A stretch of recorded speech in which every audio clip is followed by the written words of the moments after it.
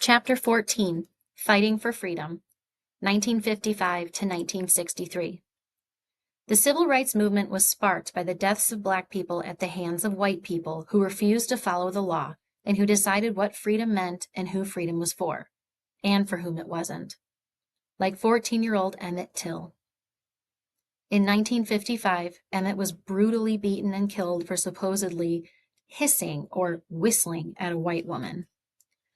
What happened to Emmett Till over 65 years ago is something that still hurts the hearts of black people today.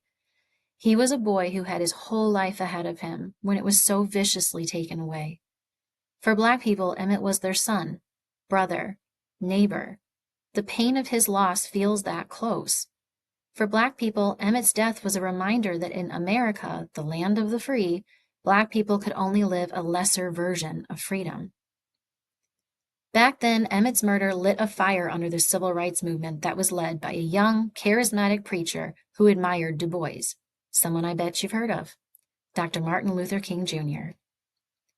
Along with Dr. King, there were many young people who had new ways of fighting for freedom that helped the civil rights movement grow more and more powerful, like the 4 college students who sat down at a whites-only lunch counter in North Carolina in 1960. They were denied service, but they stayed there until the store closed.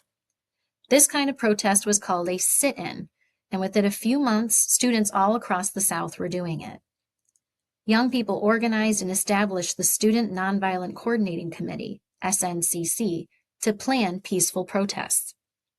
But the response to the nonviolent civil rights movement was violence.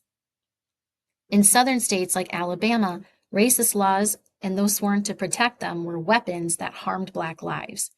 Dr. King organized nonviolent protests in the city of Birmingham, Alabama. The Commissioner of Public Safety used his power to order the police to beat and set attack dogs loose on protesters.